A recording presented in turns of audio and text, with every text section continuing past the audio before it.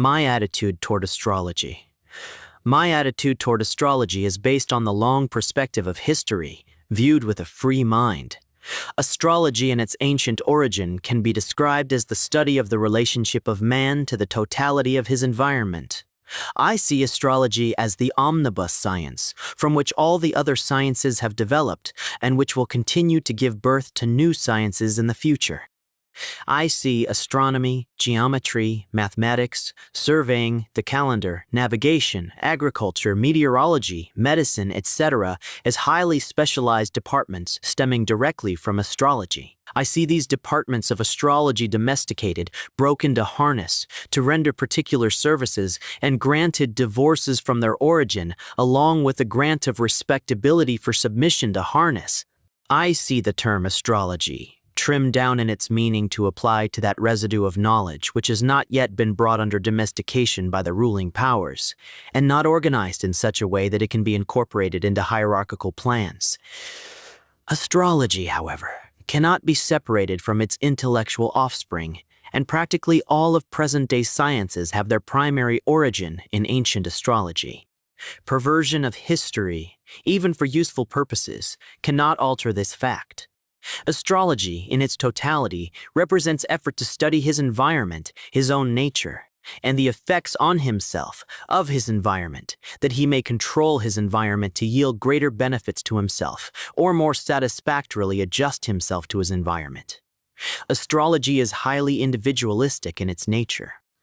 It applies to the problems and welfare of individuals.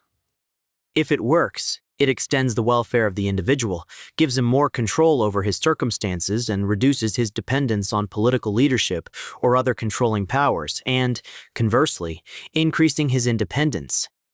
Individuals who are independent of controlling powers are always viewed as a threat to their control by political leaders, and therefore must be suppressed. Any institution that provides such independence must likewise be suppressed. It is for this reason that the so-called residue of astrology is given a bad reputation by ruling powers. The contempt with which astronomers discuss astrology is a part of the price astronomers pay for their badge of respectability with which ruling powers endow them. No astronomer could, as a scientist, condemn the efforts of the astrologers to make progress in their chosen field, even though the astrologers may, from the astronomer's viewpoint, be in a kindergarten stage of development and may be stumbling in the dark, making many errors and little progress.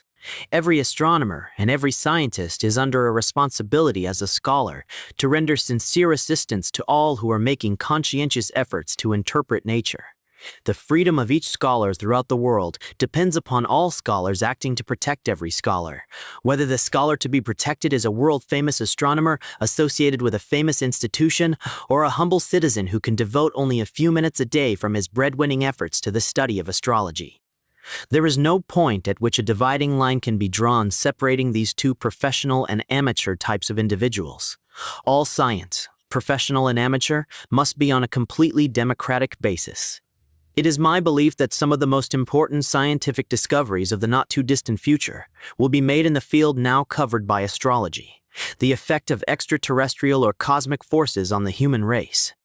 It is not at all likely that the astrologers will make these discoveries, but scientists coming from other fields who will not mention astrology in connection with their work. They will establish new sciences in areas snicked off the edge of the astrologer's field. It is immaterial, as far as the welfare of the human race is concerned, whether astrology or some other field of knowledge gets credit for new, useful scientific developments. If the astrologers wish to get credit for developments in their territory, they will have to develop their field in the same ways that the scientists develop their domain. The astrologers have been lax in bringing the benefits of other sciences to their problems. It has been possible, however, to see indications of a healthy scientific trend in astrological publications during the past decade. I have reference to the use of the statistical method for establishing on a large scale evidence of the effects for which a traditional foundation has been accepted. I see no objection to the making of predictions. Scientists in almost every field make predictions not only for their useful direct value, as in the case of eclipses for example, but also as a means for testing their theories in the process of extending their fields of knowledge. The scientists rigorously reject all premises on which are based predictions that are not fulfilled. Astrologers do not seem to be sufficiently critical of premises on which they have based predictions that do not conform to events. Astrology covers a vast field containing tremendous possibilities for the creation of new knowledge.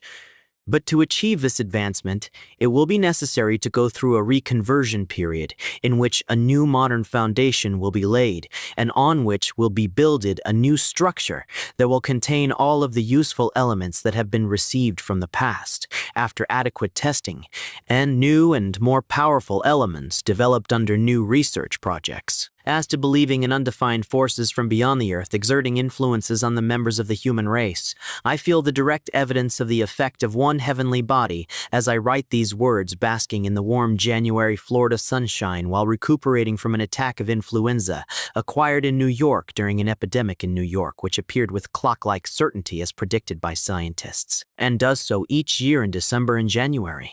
It is just as scientific to describe the time of the appearance of this epidemic in terms of the sun's position as in terms of calendar divisions. If I am to believe credible witnesses, a full moon riding the heavens produces interesting emotional reactions.